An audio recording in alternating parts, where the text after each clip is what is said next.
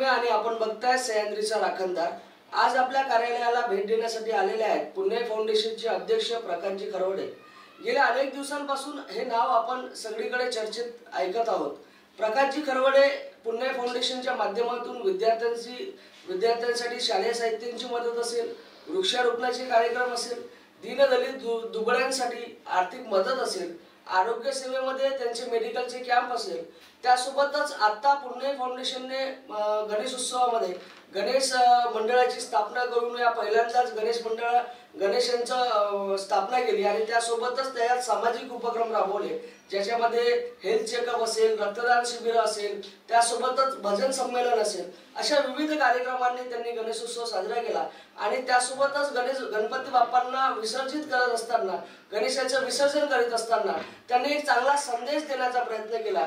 कुठलाही जास्त मोठा उहापोह न करता आपली संस्कृती लोकांसमोर मांडण्याचा प्रयत्न त्यांनी केला। त्या माध्यमातून त्यांनी शिवाजी महाराजांच्या प्रतिमा असतील किंवा शिवाजी महाराजांच्या वेशभूषेधारक लोक त्याच्यामध्ये सामील झाले होते, आदिवासी नृत्य त्याच्यामध्ये त्याचा सहभाग होता। या सगळ्या याच्यामध्ये आपण आज मी ऐकलंय आणि आपल्याकडून कळलंय की आज विनायक लेआउट मध्ये आपण वृक्षारोपणाचा कार्यक्रम करून आलेला आहात।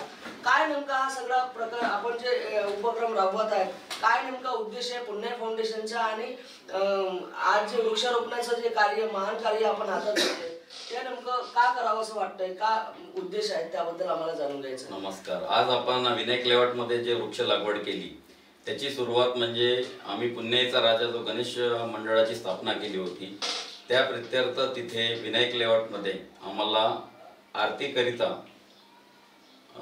प्रमुख उपस्थितीमध्ये बोलवण्यात आलं होतं आणि आम्ही प्रमुख उपस्थितीमध्ये आरती सुद्धा केली। त्यावेळेस आम्ही आश्वासन दिलं होतं की इथे आम्ही वृक्ष लागवड करू।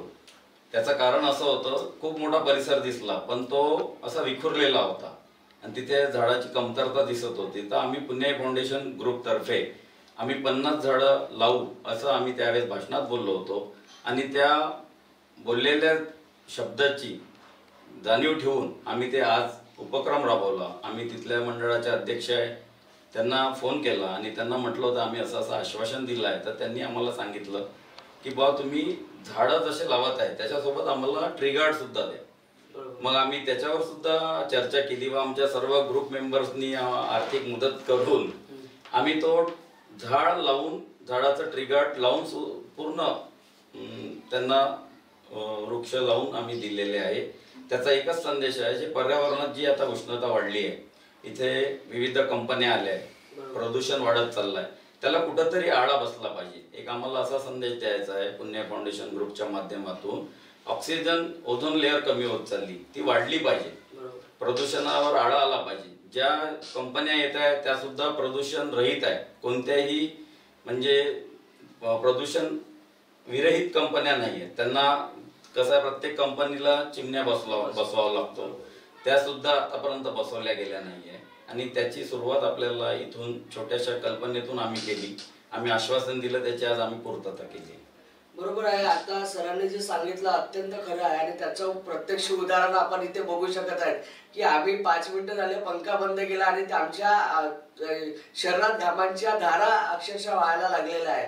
म्हणजे एकंदरीत वरोरा शहराच्या तापमान वाढीचे जे महत्त्वाचे कारण आहेत की आजूबाजूला वेगोली सारख्या कंपन्या, खदानी असतील किंवा मोठाले पॉवर प्लांट आहे, या सगळ्यामुळे इथलं तापमान वाढलेलं आहे आणि त्यासोबतच प्रदूषणाचं खूप मोठी समस्या वरोरा शहरात निर्माण झालेली आहे आणि ही समस्या पुन्हा वाढू नये आणि हा प्रदूषणाचा आवाका पुन्हा मोठा होऊ नये, त्यासाठी हा जो प्रयत्न पुणे फाउंडेशनने सुरू केलेला आहे, हा उपक्रम सुरू केलेला आहे, हा खराच वाखाणण्याजोगा आहे।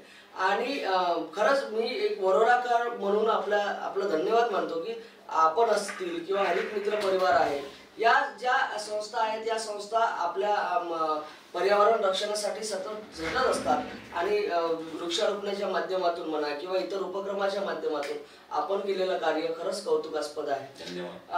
मला एक पुन्हा विचारायचं होतं की कसं आहे की आता सगळीकडे विधानसभेचे वारे वाहू लागलेले आहेत आणि पुणे फाउंडेशन, तर मी स्वतः पुणे फाउंडेशनचं काम बऱ्याच दिवसापासून पाहत आहोत, पण एक चर्चा अशी वेगळी पण केली जाते की पुणे फाउंडेशन जसं आता काही पावसाळी बेडूक ज्या पद्धतीनं राजकारणात असतात आणि तसे आले त्याच पद्धतीनं बाबा काही याचं कनेक्शन काही पुण्य फाउंडेशनच्या कामाचं काही विधानसभेशी आहे का, अशी चर्चा काही विस्तृत होतं. याचं स्पष्टीकरण आपण करावं असं मला वाटतं. तसं काही नाही. आपले गेले 15 वर्षापासून आपण सतत सामाजिक कार्य करत आहोत.